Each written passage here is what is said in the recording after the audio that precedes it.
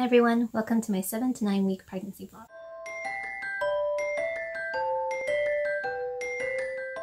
So the first day when I turned 7 weeks was the first time I actually got nauseous, and that was because Mike was cooking Hainan chicken. So when I went to the kitchen and I saw the chicken, if I think about chicken breasts, it's not so bad because it's just a slab of meat to me, but when I look at chicken thighs, which is what he was cooking, then I think of the pale chicken and then the redness around the bone, and that's what makes me nauseous. I was mostly thinking about it that made me nauseous, but when I actually ate it, I was perfectly fine. But if I left my foot out and it got cold, then it would also make me start to gag. And usually with that kind of chicken, you eat it with a sauce that's made out of sesame oil, green onion, garlic, and ginger. When that got cold on my meal, then it just made it really disgusting. And so that was my lunch for the whole week that he meal prepped for me. And then the next week, he tried to make pork for me. So with the pork, sometimes it's kind of pink. Same thing happened. When I thought of it, I got nauseous. Then when I ate it, I was fine. And same thing about when it got cold, then it'd be disgusting. As far as other symptoms, I'm still not getting overly hormonal or emotional. I actually did start getting tired 1 or 2 days because I stopped taking my acupuncture medicine. On the medicine itself, it says it can cause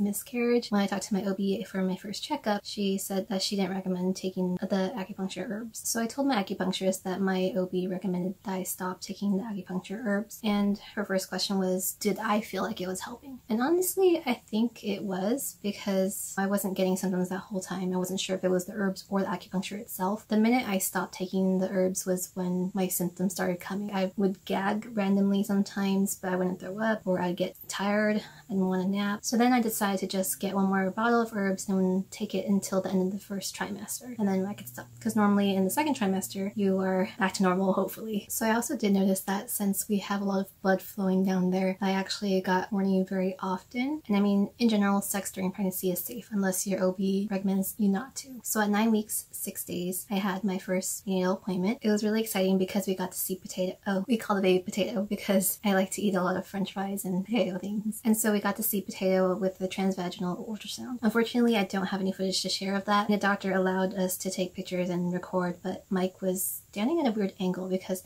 I was laying here and the machine was right next to me over here, and Mike was actually standing behind me right here. He couldn't really get a good view of what was going on. Partially, maybe he just wanted to keep the first checkup between us because you never know, right? Well, even though we didn't have a recording with ultrasound, at least I have some pictures to show you guys. So this is little Potato. You can see his little hands. And I have another one which actually shows his heartbeat measurement on the bottom.